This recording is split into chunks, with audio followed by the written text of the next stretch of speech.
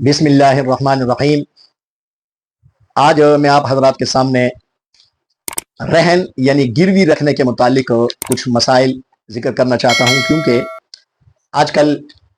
یہ مسئلہ بہت پیش آ رہا ہے، تو اس کے متعلق تھوڑی سی معلومات ہونے چاہیے تاکہ یہ معاملہ جو بھی کرنا چاہے تو شریعت کے اصول اور ضابطوں کے مطابق کرے۔ چنانچہ سب سے پہلے ہم یہ دیکھتے ہیں کہ رہن یعنی گروی رکھنا جس کو کہتے ہیں، یہ شرعی لحاظ سے کیا چیز ہے؟ تو رہن اس کو کہتے ہیں، یا گروی، اردو میں گروی کہتے ہیں اور عربی میں فقہا نے اس کو رہن کا نام دیا ہے۔ تو رہن اس کو کہتے ہیں کہ ایک شخص نے آپ سے قرض لیا اور قرض کے بدلے میں اس نے کوئی چیز آپ کے پاس بطور ضمانت رکھوائی کہ یہ چیز آپ رکھ لیں، جب میں آپ کو آپ کا قرض واپس کروں گا تو یہ چیز آپ مجھے دے دینا، اس کو رہن کہتے ہیں۔ اب جو رہن رکھنے والا ہوتا ہے، یعنی جو چیز آپ کو بطور امانت دیتا ہے، اس کو راہن کہتے ہیں، اور جس کے پاس رکھوائی جائے اس کو مرتہن کہتے ہیں، اور جو چیز رکھوائی جائے اس کو مرہون کہتے ہیں، اور اس معاملے کو رہن کہتے ہیں۔ ایک مسئلہ اس بارے میں یہ ہے کہ جو چیز آپ کے پاس کسی نے بطور رہن رکھوائی ہے اور آپ نے اس کو بطور قرض کچھ پیسے دیے ہیں، تو جب تک وہ قرض آپ کو واپس نہ کر دے، اس چیز کی مطالبے کا اس کو حق نہیں ہے کہ وہ کہے کہ یہ چیز مجھے واپس کر دیں۔ ایک مسئلہ یہ ہے کہ کسی نے آپ کے پاس بطور رہن فرض کریں کوئی جانور رکھوایا، مثلا گائے رکھوائی یا بکری رکھوائی رہن کے طور پر، تو اس کا دودھ یہ مرتہن کے لیے، یعنی جس کے پاس رکھوائی گئی ہے، اس کے لیے جائز نہیں ہے کہ اس کا دودھ پیے یا بیچے،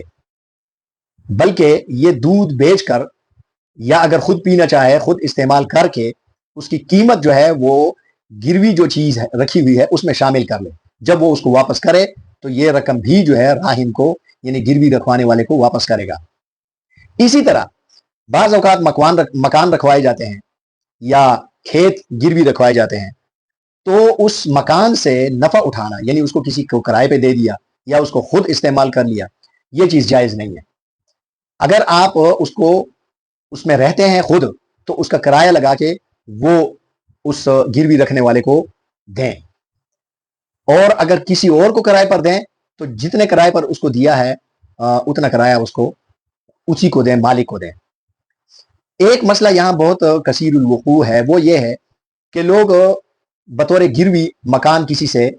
لے لیتے ہیں، اس کو پیسے دے دیتے ہیں، اور پھر اس کا تھوڑا سا کرایہ لگا لیتے ہیں بطور ہیلے کے تاکہ یہ ناجائز نہ ہو۔ وہ اس طرح کہ فرض کریں 20,000 روپے مکان کا کرایہ بنتا ہے تو اس کو 3, 4, 5,000 روپے میں تنخواہ دیتے ہیں۔ یہ شرعی لحاظ سے ناجائز ہے۔ شرعی لحاظ سے جتنے کرائے کا وہ مارکیٹ میں اس کی ویلیو ہے اتنی ہی ویلیو میں وہ آپ اس کو کرایہ دیں گے۔ اگر 20,000 کا ہے تو 20,000 دیں گے، کیونکہ حدیث شریف میں آتا ہے کل قرض جر نفعا فہو ربا، ایسا قرض جو آپ کو نفع دے وہ سود ہے۔ لہٰذا آپ نے اس کو قرضہ دیا ہے اور آپ جواباً اس کے مکان سے فائدہ اٹھا رہے ہیں،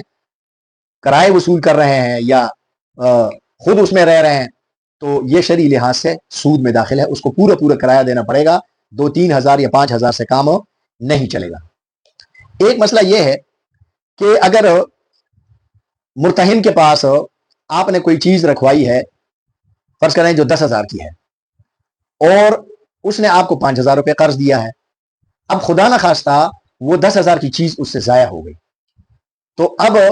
آپ اس سے یہ مطالبہ نہیں کر سکتے کہ 10,000 میں سے چلیں 5,000 تو آپ نے مجھے دے دیے ہوئے ہیں، یہ 5,000 روپے آپ مجھے دیں۔ یہ مطالبہ آپ نہیں کر سکتے، کیونکہ جو زائد چیز ہے وہ مرتہن کے پاس امانت ہوتی ہے، تو لہٰذا وہ امانت جو ہے وہ اگر ضائع ہو گئی تو اس میں اگر اس نے اپنی طرف سے حفاظت پوری کی ہے تو اس کا وہ ذمہ دار نہیں ہے۔ لہٰذا ایسی صورت میں جو گروی رکھنے والا ہے اس کے پیسے چلے گئے جو اس نے آپ کو قرض میں دیے ہیں، اور آپ نے جو زائد اس کو دیے ہیں، وہ جو چیز زائد بنتی ہے آپ کے وہ پیسے چلے گئے۔ تو یہ چند ضروری مسائل تھے جو میں نے آپ کے سامنے ذکر کر دیے ہیں۔ اللہ تعالی ہمیں عمل کی توفیق عطا فرمائے۔